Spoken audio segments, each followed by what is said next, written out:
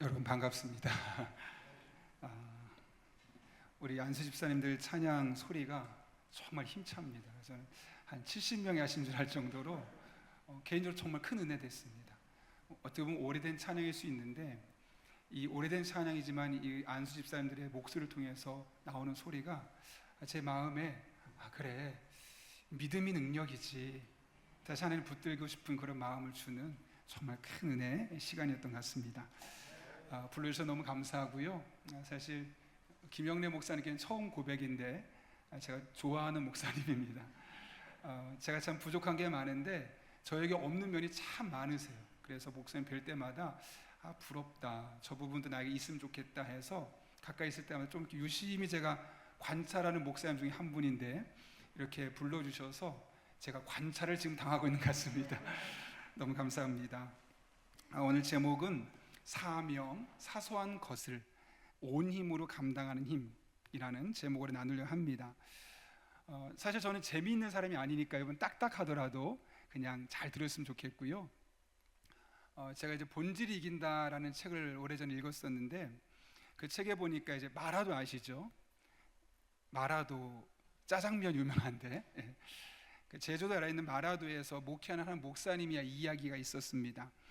목사님은 교회를 개척하셨어요. 그런데 이제 성도님이 한 명도 없다가 연세가 지긋한 한 분이 등록을 하셨어요. 근데 그분이 글도 모르시고 노래도 못 하시는 거예요. 그러니까 성경을 읽을 수 없을 뿐만 아니라 찬송도 하나도 못할 정도로 음치인 겁니다. 어떡하지? 우리 가족 외에는 한 분밖에 없는데 너무 마음이 힘들었지만 6개월 동안 그 할머니 한 분을 딱 붙잡고 찬송가 하나 가르쳤다고 합니다. 그게 내 주를 가까이 하게 함은, 이런 찬송가 딱 하나였습니다. 중간에 포기하고 싶었던 것도 참 많죠. 내가 지금 뭐 하고 있지? 겨우 6개월 동안 찬송가 하나밖에 못 가르치나, 이 시간에 차라리 이분 놔두고 다른 사람들 막 전도해서 데려와서 막 활기차게 성경 공부도 하고 재밌게 목회하면 좋은데 내가 지금 이 한 명 붙잡고 뭐 하는 건가 하는 마음도 들어서 중간에 포기하고 싶은 마음도 생겼다 그래요. 그런데 6개월이 딱 끝났을 때 할머니가 이 찬송을 완벽하게 다 부를 수 있게 된 거예요. 그게 그렇게 큰 힘이 되더라고 합니다. 어떻게 보면 그 개척하고 성도가 한 명도 없을 때 목회를 그만두고 싶었던 적이 너무나 많았는데 이 할머니 한 분이 오셔서 매일 어렵지만 찬송가를 꾸준히 배워가는 그 모습 보면서 내 마음에 다시 열정이 솟더라는 거죠. 그러면서 하나님께서 혹시 나를 이곳에 보내신 것이 저 한 분에게 찬송을 가르쳐서 내 주를 가까이 하게 함은 십자가 진 같은 고생이나 그 인생의 짐을 하나님 앞에 내려놓게 하시기 위한 사명이 내게 있어서 나를 이곳에 보내신 것이 아닌가라는 마음이 들었다는 거예요. 그래서 그 사명이 있음을 깨닫고 나서는 사소해 보이지만 이 사소해 보이는 힘도 내가 온 힘을 다해서 감당해야겠다 하는 그런 마음을 먹게 되었다는 거죠. 지난해 저희 아들이 대학에 입학을 했거든요. 그런데 이제 엄마랑 함께 서울을 가면서 제가 아이를 보내면서 저는 이제 일이 있다 보니까 못 가게 되었습니다. 그래서 아들한테 한 가지 제가 부탁을 했습니다. 아들아, 하나님께서 너를 왜 이 학교에 보내셨을까? 많은 학교가 있는데 왜 이 학교를 보내셨을까? 오고 가면서 그것만 깊이 생각해 봐라. 그리고 그 부르심에 맞게, 너를 이곳에 보내신 그 목적에 맞게 네가 학교를 다니면 그것만으로 충분하다. 잔소리를 들릴 수 있겠지만 아빠의 간곡한 부탁이니 꼭 들어줬으면 좋겠다. 아들이 뭐라고 했을까요? 잔소리 아니에요 라고 하더라고요. 근데 그게 저한테 큰 힘이 되더라고요. 실제로 그 아들이 학교에 가서 지금 열심히 신앙생활을 하는데 그 자기 과에 한 40명이 되는데 교회 다니는 애가 2명밖에 없대요. 기독교 학교임에도 불구하고. 이게 오늘날 현실인 것 같습니다. 그래서 너희가 하나님이 너를 이곳에 보내신 분명 목적 있고 사명이 있을 텐데 그걸 잘 기억해라. 사실 아버지로서 아이에게 하고 싶은 말이 얼마나 많았겠습니까? 근데 딱 한 가지 사명말을 말한 이유는 아이가 내가 이곳에 있는 사명을 알게 되면 아무리 사소한 것이랄지라도 온 힘을 다해서 감당할 것이고 또 사명이 분명하면 하지 말아야 할 것은 목에 칼이 들어와도 안 할 것을 확실하게 알 수 있었기 때문에 다른 하고 싶은 말 많이 있었지만 너 이곳에 보내신 사명이 분명히 있을 테니까 그 사명만 기억하면 된다라고 제가 그렇게 이야기를 했었죠. 한 명 더 이야기해 볼까요? 여러분 오프라 윈프리 많이 들어보셨죠? 그분이 자신이 가진 사명을 4가지로 이야기했어요. 이렇게 첫 번째 뭐냐면 남보다 더 많이 가졌다면 그것은 축복이 아니라 사명이다. 무슨 사명일까요? 상상에 맡기겠습니다. 두 번째로 남보다 아픔이 있다면 그것은 고통이 아니라 사명이다. 세 번째로 남보다 설레는 것이 있다면 그것은 망상이 아니라 사명이다. 네 번째 마지막으로 남보다 무언가가 부담되는 것이 있다면 그것은 짐이 아니라 사명이다. 우리가 보기에는 축복으로 보이고 고통으로 보이고 망상으로 보이고 짐처럼 보이지만 돌아서 보면 다 사명을 위해서 하나님께서 우리에게 주신 것이죠.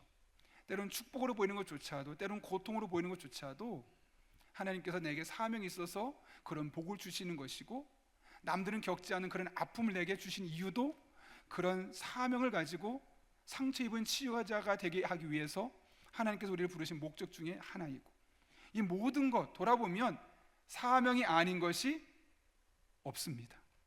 그렇죠? 그러니까 우리들의 삶을 돌아보면 사명이 아니어서 준 것이 하나도 없고 다 사명이 있어서 좋든 싫든 우리에게 주어졌다는 거죠. 이 말은 다른 말로 하면 모든 사람이 사명을 갖고 있다는 거죠. 제가 사전을 찾아봤더니 사명이 이렇게 정의하더라고요. 우리가 왜 이 땅에 존재하는 질문에 대한 대답, 즉 존재의의가 사명이다. 전 그걸 교회로 가져와 봤어요. 여러분이 주변에 많은 교회 있잖아요. 또 유명한 큰 교회도 있을 텐데 그런 교회가 아니라 하나님께서 여러분을 선돌교회 보내신 이유가 무엇 때문일까요? 여러분이 선돌교회를 다니면서 가져야 될 사명은 무엇이 있을까요? 분명한 목적이 있을 것 아니겠습니까? 특별히 오늘 안수 집사님으로 부르셔서 이곳에서 직분을 감당케 하신 하나님의 분명한 목적이 있겠죠. 우리가 그 사명을 알아야지만, 내가 사명이 있어서 나를 이곳에 보내셨구나를 알아야지만 아무리 작은 일이어도 사소한 일처럼 보여도 그 일에 온 힘을 다해서 감당할 수 있게 되는 것이죠. 오늘 본문을 통해서 이와 같은 사실을 확인할 수 있습니다. 밤새도록 기도하신 예수님은 제자 중에 12명을 따로 떼셨어요. 그리고 그들에게 사명을 부여하십니다. 어떤 사명인가? 오늘 본문 13절을 보면 그 사명을 부여하면서 부르시는 호칭이 있거든요. 한번 이렇게 되어 있습니다. 같이 읽어볼까요? 밝음에 그 제자들을 부르사 그 중에서 12를 택하여 사도라 칭하셨으니 라고 합니다. 여러분 12명을 부르고 그들을 부르시는 호칭이 여러 가지가 있을 수 있잖아요. 근데 왜 하필이면 사도라는 호칭을 주었을까? 분명한 이유가 있겠죠. 여러분 모든 이 호칭에는 목적이 있습니다. 저희를 일컬어 목사라 그러죠. 목사의 뜻은 칠목, 기를목, 스승사입니다. 그래서 성도들을 양육해서 기르고 성도들에게 스승이 되어주는 존재가 목사입니다. 그러니까 성도들을 가르치는 것이 끝나는 것이 아니라 성도들의 롤모델이 되는 사람이 목사가 되어야 된다는 거죠. 그래서 그 이름을 목사님이란 말을 들을 때마다 좀 부담스러워요. 목사님 저에게 롤모델이 되어주세요 이런 말처럼 들려서 그 얘기를 들을 때마다 좀 부담스럽습니다. 왜냐? 그 용어가 갖고 있는 의미를 알고 있기 때문에. 그렇다면 장로는 뭘까요? 장로는 교회에서 목사와 협력해서 교회 행정 수행을 하고 교회 재산을 관리하고 신방과 인사의 책임을 맡은 사람을 일컬어 장로라고 그러죠. 그러니까 장로님들은 장로님 부를 때마다 어떤 직급처럼 생각할 것이 아니라 그래 나는 목사님과 협력해서 내가 너무 앞서가도 안 되고 뒤에 가도 안 되고 함께 협력해서 교회 행정들을 일을 돌아보고 교회 재산을 관리하고 또 때로는 성도들을 찾아내면서 신방하고 이게 장로님들이 할 역할이라는 거죠. 또 권사는 뭐로 되어 있냐면 목사를 도와 교인들의 가정을 방문하고 그들의 어려움이나 생활 환경 등을 돌보며 기도하고 전도하며 질병으로 고통받는 교우들을 문병하는 평신도의 직분으로 되어 있습니다. 권사가 좀 길죠. 그러니까 권사님이라고도 부를 때는 내가 권사지가 아니라 이게 다 들려야 됩니다. 목사를 도와 교인들의 가정을 방문하고 그들의 어려움이나 생활환경 등을 돌보며 기도하고 전도하며 질병으로 고통받는 교우들을 문병하는 평신도의 직분, 이게 권사의 직분이고요. 그럼 이제 집사, 안수 집사가 있겠죠. 물론 집사에는 서리 집사가 있고 안수 집사가 있겠지만 안수 집사의 뜻은 관장하다. 그래서 교회 각 기관의 일을 맡아 봉사하는 직분, 교회 각 기관입니다. 그러니까 안수 집사님들은 안수 집사 회를 재밌게 만드는 게 목적이 아니라 교회 모든 각 기관을 다 돌아보며 그 모든 각 기관의 일을 맡아서 봉사하는 직분을, 그것이 바로 안수 집사님들의 역할이라는 거죠. 그래서 안수 집사님들은 물론 친교 모임도 잘 돼야 되지만 교회 구석구석을 돌아봐야 됩니다. 교회 뭐 방송실도 볼 수 있고 교육부서도 볼 수 있고 식당도 볼 수 있고 청소도 볼 수 있고 모든 것이 다 집사라는 직분이 붙어있는 분들에게 주어진 역할이죠. 이처럼 분명한 목적을 갖고 이름을 짓잖아요. 근데 오늘 본문을 보게 되면 예수님께서 12명을 따로 뽑으셨어요. 그리고 사도라는 이름을 부어주셨죠. 헬라어로 아포스텔로스란 뜻이죠. 이것은 특별한 사명을 주어서 파송하다는 의미를 갖고 있어요. 그러니까 파송하기 위한 목적으로 12명을 뽑았다는 겁니다. 친교 모임, 소그룹을 목적이 아닙니다. 12명이 뽑으신 목적은 그들을 모여서 결국 밖으로 파송하는 데 목적이 있다는 거죠. 무슨 파송일까요? 오늘 본문을 보게 되면 복음을 전하기 위해서 12명을 따로 모았던 겁니다. 그리고 모은 뒤에는 결국 너희들은 나가서 이름에 합당한, 사도에 합당한 삶을 살아야 한다 하면서 복음을 전하고 복음의 일꾼으로서 살 것을 그들에게 부탁하고 있는 것이죠. 마찬가지입니다. 이 12명을 뽑아서 복음을 전하는 것을 사명으로 주셨던 것처럼 우리를 하나님께서 먼저 예수님 믿게 하고 구원받게 하고 하나님의 자녀가 되게 한 것은 그 하나님을 모르는 자들, 하나님의 사랑을 모르고 예수님의 십자가 헌신을 모르는 이들에게 우리가 파송이 되어서 그 십자가의 사랑을 알려주기 위해서 우리를 먼저 부르신 것이죠. 물론 그 대상 중에 여러분의 가족이 일차적이 될 수도 있을 겁니다. 때로는 직장에서 나를 괴롭히는 누군가가 될 수 있을 것이고, 때로는 길을 지나가다가 늘 마주보지만 별 관심을 두지 않았던 한 사람이 될 수도 있을 것이고, 중요한 것은 우리는 그렇게 파송받았다는 거예요. 그래서 늘 우리의 관심은 나는 복음을 전하기 위해 파송받은 사람이다 라는 의식을 갖고 복음을 전할 뿐만 아니라 우리의 삶으로 복음을 보여줄 수 있어야 되는 거죠. 여러분, 유명한 목사님 중에 청파교회 김기석 목사님 많이 들어보셨죠? 아마 좀 유튜브를 보는 분들은 잘잘법 때문에 들어보셨을 겁니다. 제가 그분의 짧은 간증을 하나 들었었는데요. 고등학교를 졸업하고 나서 교회를 오랜 시간이 지나가서 처음 가게 되었다고 합니다.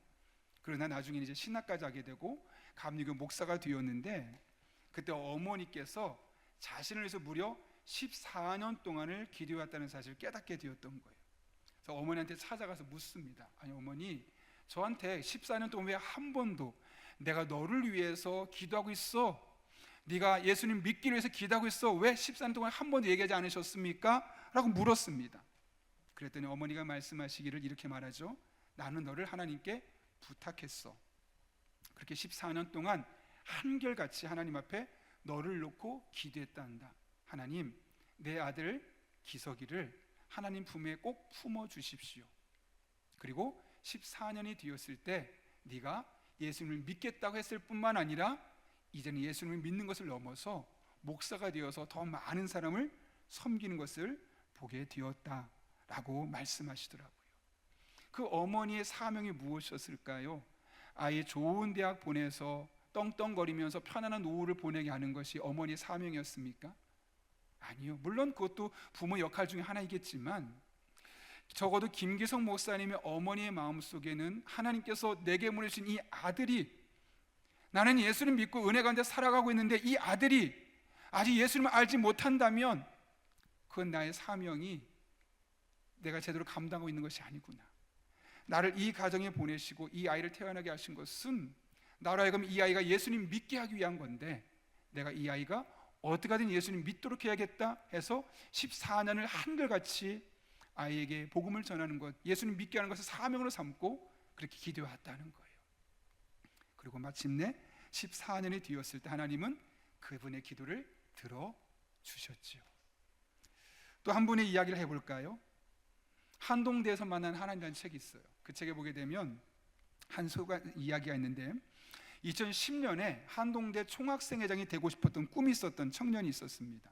그런데 그 학생의 꿈이 뭐냐면 포장마차에서 떡볶이 장사하는 것이었습니다. 뭐 지금은 한동대가 그래도 많이 이렇게 좀 떨어졌지만 2010년에는 거의 꽤 높은 대학이었거든요. 중앙대급 정도 이상 2대 이 정도 급이었는데 그때만 해도 많이 상실 성적이 높은 급이었습니다. 근데 사람들이 들어보고 특이하다 생각했는데 이유가 있습니다. 그분이 왜 포장마차에서 떡볶이 장사가 되는 것이 꿈이었느냐? 그 좋은 대학을 나오고 어느 날 그 사람이 포장마차에 저녁을 먹으러 들어갔는데 돈을 내고 보니까 가격표에 액수가 정해져 있지 않는 거예요. 보통 떡볶이 얼마, 튀김 얼마 써 있잖아요. 근데 아예 안 써 있어요. 오히려 그게 뭐가 써 있냐면 성경 구절이 적혀 있어요. 그리고 나서 여러분이 먹은 만큼 양심대로 내고 가세요 이렇게 써 있는 겁니다. 그분이 이걸 보면 감동한 거예요. 아, 예수를 믿는다는 게 저런 걸 수 있겠구나. 그래서 성경 말씀 보면서 나 예수 믿는 사람입니다. 당신들 믿어주겠습니다. 당신들도 정직하게 사십시오. 그것을 막 말로 할 것이 아니라 떡볶이 앞에 포장마차 앞에 성경 구절 하나 써놓고 메뉴 가격 안 써놓고 알아서 먹고 가라는 거예요. 내고 싶은 만큼 내라는 거죠. 1,000원 내도 상관없고 10,000원 내도 상관없고 그렇게 하라는 겁니다. 그걸 보면서 이 청년이 감동을 했고 꿈이 생긴 겁니다. 하나님, 제가 비록 손해 볼 수도 있겠지만 저도 제 삶을 통해서 제 직업을 통해서 사람들에게 복음을 전하고 싶습니다. 저는 말주변이 좋은 사람이 아닙니다. 그래서 말로 설득하면서 예수님 믿으라고 참 잘 못합니다. 그런데 적어도 제가 떡볶이 장사하면서 저의 삶을 통해서는 예수님 믿을 수 있도록 할 수 있을 것 같습니다. 그러니 제가 말로는 못하지만 떡볶이 장사를 하면서 저의 삶을 통해 저의 직업을 통해 복음을 전하겠습니다. 그렇게 살게 되었다는 거죠. 여러분, 우리에게 복음을 전해야 하는 사명이 주어졌습니다. 그 복음 전파의 사명을 감당하는 것은 예수님 믿으세요 라고 말을 할 수도 있고 또 그분을 위해서 기도하는 것도 있을 수 있지만 한편으로는 나의 삶을 통해서 나도 예수 믿어보고 싶다 라는 마음이 나올 수 있도록 우리가 일상의 삶을 살아가는 것, 그것이 우리가 사명을 온전히 감당할 수 있게 되는 것이죠. 바라기는 우리 안수 집사님들 많은 사명 감당할 수 있겠지만 그 이름에 맞게 또 오늘 부르심을 받은 사명에 합당하게 여러분의 삶을 통해서 또 여러분의 입술을 통해서 많은 사람들에게 복음 전파의 사명을 감당할 수 있기를 예수님의 이름으로 축원합니다. 예수님은 사도의 사명을 맡길 사람 12명을 선택하셨죠. 그런데 여러분, 그 12명이 어떤 사람인지 아세요? 오늘 본문 보시면 14절부터 16절까지 말씀 보면 아니 이 사람들 뭉쳐서 도대체 무슨 일 하겠다는 거지? 그런 말이 저절로 나옵니다. 한번 읽어볼까요? 14절부터 16절까지 이렇게 되어 있습니다. 같이 읽습니다. 곧 베드로라고도 이름을 주신 시몬과 그의 동생 안드레와 야고보와 요한과 빌립과 바돌로메와 마테와 도마와 야고보의 아들 유다와 예수를 파는 자들 가룟 유다라. 여기 12명의 이름을 보면 어떻습니까? 익숙한 사람들의 명단이 있죠. 베드로, 안드레, 야고보, 요한, 빌립보, 바돌로메, 그냥 평범했던 사람들입니다. 그냥 동네 사람들이에요. 그러니까 특별히 뛰어나지도 않고 특별히 못나지도 않고 그냥 평균의 삶을 살았던 사람들입니다. 그러니까 특별히 갈등도 없을 수 있었어요. 그런데 보게 되면 이들만 놓고 보면 좋은 조합이죠. 보세요. 형제도 있습니다. 동네 사람도 있습니다. 그러니까 같은 동네에서 태어나서 비슷한 경험을 했으니까 말이 통하는 거예요. 아주 좋은 조합입니다. 근데 이들을 제외한 다른 사람들입니다. 마태가 어떤 사람이죠? 직업이 세리였습니다. 우리 과거로 따지면 친일파가 되어서 동족들의 고열을 뽑아먹었던 사람, 이렇게 보시면 됩니다.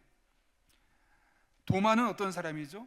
끝까지 내가 직접 상처에 손을 넣어보지 않고 믿지 못하겠습니다. 차가운 이성주의자. 뭐 신앙 필요 없어. 나는 내 머리로 설득이 돼야 돼. 논리적으로 과학적으로 증명해보라고. 그게 아니면 믿을 수 없는 사람이에요. 셀롯은 어떤 사람이죠? 열심당원이죠. 정치적인 폭동을 일으켰던 선동가입니다. 그러니까 정치적으로 색깔이 안 맞아요. 다른 사람들은 조용한 사람들인데 셀롯은 열심당원으로서 막 앞장서서 선동하는 사람이거든요. 더군다나 예수님을 팔았던 가룟 유다가 있습니다. 그들이 공동체에 포함되어 있는 겁니다. 12명 중에 무려 4명, 약 3분의 1이 독특한 사람들입니다. 아니요, 모아도 어떻게 이런 사람을 모았을까 싶을 정도로 정말 너무 안 맞는 사람들 4명이나 모아놓은 겁니다. 뭐 군대 갔다 온 분은 아시겠죠. 군대 부대 고문관 1명만 있어도 얼마나 힘들어요. 근데 여기는 고문관이 12명 중에 4명이나 되는 거예요. 미치는 겁니다. 말이 안 통하고 회의가 안 되는 겁니다. 그런 분위기입니다. 누가 봐도 걱정되는 조합인데 우리가 보면 이해가 안 되죠. 좀 비슷한 사람들, 유한 사람들, 그냥 누가 한마디 하면 그냥 따라올 사람들, 그런 사람들 모아놔야지. 나 잘났다는 사람을 4명이나 낳아서 이거 어떻게 하자는 거냐? 그럴 수 있거든요. 그리고 일을 빠르게 하려면, 효율적으로 하려면 코드가 잘 맞는 사람만 골라서 사실 일을 해야 되거든요. 근데 하나님은 독특한 사람들을 그 공동체 일부러 묶어놓으셨어요. 그런데 이것이 바로 하나님께서 일하는 방식이라는 거죠. 하나님은 똑같은 사람? 아니요. 너무 다른데, 누가 보기에는 정말 이상해 보이는데 그들을 하나의 공동체에 넣으신 거예요. 그래서 그 다름을 통해서 시너지 효과를 누리기 위해서죠. 여러분, 우리도 마찬가지 아닐까요? 이 선돌교회 성도들은 어떻습니까? 나이가 같습니까? 다 다르죠. 성별도 분명히 다릅니다. 고향도 다르죠. 아닌가요? 여긴 충청도 분들 많습니까? 제가 충청도 사람이거든요. 저에게 가서 제가 충청남도 예산 사람이다 그랬더니 교인들이 와 그러시는 거예요. 충청도 분들이 많으셔서. 고향도 다를 겁니다.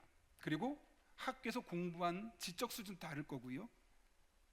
여러분이 가지고 있는 경제력도 다를 겁니다. 심지어 교단 색깔도 다를 수 있어요. 그렇죠? 어떤 사람은 성결교에서 신앙생활을 했을 수 있고 감리교에서, 또 장로교라 할지라도 우리 통합측이 아니라 합동측이나 고신측에서 신앙생활하는 분도 있을 거예요. 그리고 아마 모르면 모르겠지만 이 안에 정치적인 성향도 분명히 다를 겁니다. 너무 달라요. 그런데 하나님이 여러분을 선돌교회에 묶어주셨어요. 아마 안수 집사님들도 마찬가지죠. 다 이야기해보면 너무 다르다는 게 느낄 거예요. 근데 그분들을 안수 집사라는 공동체 하나님께서 묶어주셨죠. 왜 그렇게 하셨겠습니까? 그 다름을 통해서 서로 동기부여가 되고, 다름을 통해서 서로 배워가게 되고, 또 나의 모난 부분은 깎아지게 되고, 그러면서 더욱더 한 사람을 세워가고, 그 한 사람이 안수집사의 좋은 공동체를 만들어가고, 그 안수집사의 모습을 통해서 선돌교회는 더 좋은 모습을 세워가기 위해서 하나님께서 너무 다른데, 우리 생각에는 그냥 말 다 잘 듣는 다 비슷한 사람만 모았으면 좋겠는데 그렇게 하는 이유가 바로 거기 있는 겁니다. 한 분이 이런 얘기를 하더라고요. 교회 안에서 이런 이유로 배척하고 저런 이유로 외면하다 보면 결국엔 누가 남을까요? 담임 목사하고 사모만 남는다고 합니다. 그렇게 다 다르다는 거예요. 교회는 서로 다른 사람들이 모여서 때로는 갈등하고 때로는 사람 마음을 모아가면서 하나님 안에서 한 가족을 이뤄가는 것, 이것이 바로 교회고, 교회가 존재하는 목적이 바로 그겁니다. 여러분, 교회가 아니라면 그렇게 활동할 곳이 없거든요. 하나님께서 교회를 세우시고 그 교회 안에 또 다른 소그룹 공동체를 세워가면서 이 목적을 만들어가는 것이죠. 저는 사실 좀 책 읽는 걸 참 좋아합니다. 그래서 설교할 때 좀 책 이야기 많이 하는데 뭐 이렇게 이상하게 보지 마시고 그냥 보시면 됩니다. 제가 최근에 한 작가 겸 카피라이터였던 김이율 씨가 쓴 에세이를 제가 읽었는데, 거기 제목이 뭐냐면 잘 지내고 있다는 거짓말이란 제목의 책이. 이게 무슨 내용이냐면, 우리는 보통 오랜만에 만나서 잘 지냈어요? 라고 물어보면 사람들이 어떻게 말해요? 잘 지내요? 라고 말한다는 거예요. 근데 그게 사실이 아니라 사실은 거짓말이라는 거죠. 왜 그러냐면 그 내면에 모든 사람 누구나 다 남들에게 말할 수 없는 그리고 남들에게 감추고 싶은 사연이 있다는 거예요. 그런데 그 이야기를 왜 잘 지내? 말을 물어봤을 때 나 지난주에 이런 일이 있었어, 힘들었어. 그러면 어떻게 사람들이 그걸 포용해주고 그 사람을 안아주고 상처를 싸매주기보다는 그렇게 하지 않는다는 거죠. 그래서 오히려 그것을 가지고 다른 사람한테 이야기를 하는 거죠. 저 사람이 이렇대. 그리고 나를 평가하는 거예요. 판단하는 거예요. 그러니까 어떻게 해요? 너무너무 마음이 아픈데 잘 지내고 있어 라고 말하는 거예요. 괜찮아 라고 말하는 거예요. 그러니까 여러분 주변에서 성도들 보면서 큰 문제 없어 보이는데 아니요, 그분의 내면을 들여다보면 잘 지내고 있다고 말하고 있지만 실상은 거짓말, 나쁜 의미가 아니라 그 안에는 눈물이 있고 아픔이 있고 고민이 있고 슬픔이 있고, 어떤 분은 교회를 언제 떠날까 고민하고 있는 분도 있을 수 있다는 거예요. 이 공동체가 그것을 품어주지 못할 때 잘 지내고 있어요라는 말은 괜찮아, 이 말은 거짓말이 될 수밖에 없는 거예요. 저 사람 나랑 달라, 말이 안 통해, 째려보기 시작하고, 그럼 그분이 교회 왔을 때 나를 바라보는 눈빛을 보면 어떨까요? 부담스럽겠죠. 여러분, 목사도 딱 단에 서면요 부담스러운 사람이 있을까요, 없을까요? 있습니다. 표정이 호의적이지 않은 분들이 분명히 있어요. 저는 저희 교회 온 지 10년 됐거든요. 저는 너무 교인들이 잘해서 너무 감사해요. 근데 한 분은 딱 설교하면 눈을 계속 감고 계세요. 이렇게. 그러다가 좀 독특한 얘기 나오면 딱 뜨세요. 또 눈 감고 계세요. 마음이 뭔지 모르겠어요. 그런데 앞에 서서 그분을 보면 부담스러워요. 그래서 시선을 그쪽에 잘 안 둬요. 공동체 안에 어떻게 다 마음에 들 수 있겠어요? 그렇죠? 마음에 안 드는 것도 있을 수밖에 없고, 마음에 안 드는 게 너무나 자연스럽고 당연한 겁니다. 왜요? 너무 나랑 다르니까요. 그리고 우리는 다르니까 배척하는 것이 아니라 다르기 때문에 내가 저걸 왜 불편해하지? 그 사람에게 문제가 있을 수도 있지만 그걸 불편해하는 나에게 문제가 있을 수도 있거든요. 그럼 그걸 깎아줘야겠죠. 둥글둥글하게 나를 만들어야겠죠. 나는 원래 모난 사람이야. 나는 원래 말을 돌직구라는 사람이야. 나 원래 그런 사람이야. 믿음 안에서는 원래 그런 사람이 아니라 서로 공동체 안에서 맞춰가라고 하나님께서 우리 그렇게 만들어 주는 겁니다. 그래서 우리는 사람들을 만날 때 누군가 나에게 힘들어요, 괜찮아요 이런 말을 물어보면 언제든지 그거를 말할 수 있는 그런 교회 공동체를 만들어가는 것이 너무나 중요하다는 겁니다. 특별히 안수 집사님들 보니까 한 8명, 9명 정도, 물론 다른 분도 계시겠지만 이게 참 좋은 모임 같아요. 이 안에서도 이런 모임이 안 된다면 사실 그분들이 어디에서 마음을 붙이고 신앙생활을 할 수 있겠습니까? 사람들은 항상 누군가 자신을 위로해 줄 사람을 찾고 있습니다. 그리고 그 누군가는 다른 사람이 아니라 바로 나죠. 그 사람의 표정을 먼저 발견한 나, 그 사람에 대한 이야기를 먼저 들은 나, 신앙생활을 먼저 오래 한 나, 그 사람보다 형편이 나은 나.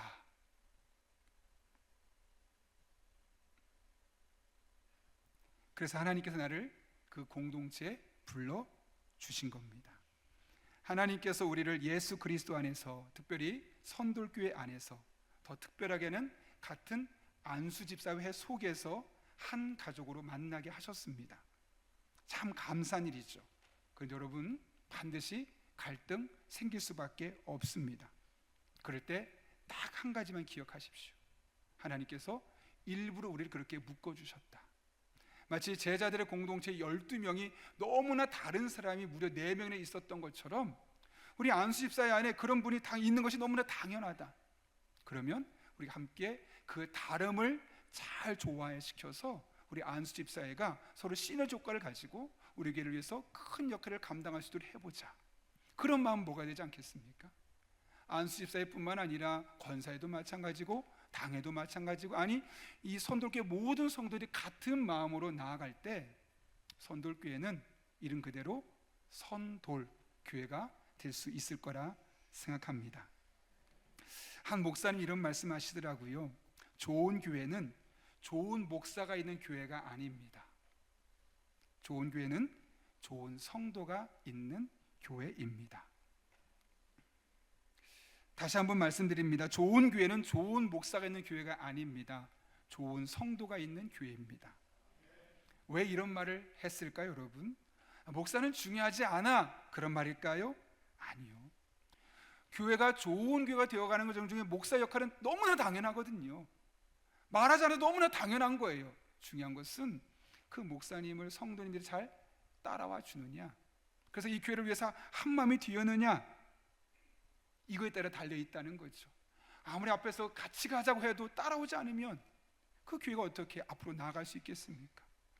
목사님 힘든데 뒤에서 밀어주지 않으면 어떻게 그 목회를 잘 감당할 수 있겠습니까?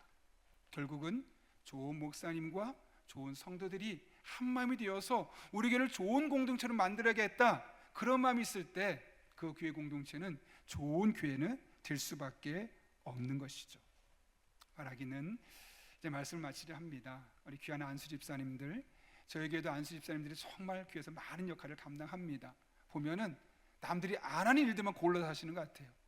뭐 부활주일 같은 데 보면은 저 멀리 가서 막 쓰레기 줍고 있고 하수구 다 파내고 있고, 남들이 보이지 않는 것을 어떻게 잘 보시는지 모르겠어요. 다 다니면서 헌신하다 보니까 그 부활주일이 지나가면 교회가 깨끗해지는 거예요. 물론 그것은 안수 집사님들만의 이야기는 아니겠죠.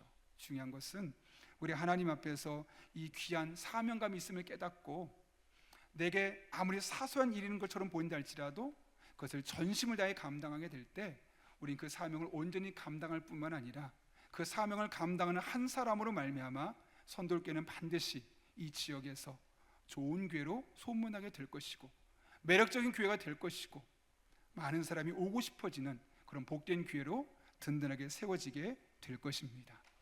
그런 은혜가 오늘 이 예배를 드리고 나가는 여러분 한 분 한 분의 마음속에 결단이 될 수 있기를 바라고, 여러분이 하나의 미랄이 되어질 때 이 선돌교회가 머지않은 시점에 더 좋은 이야기가 많아지는 그런 복된 공동체가 될 수 있기를 예수님의 이름으로 축원합니다.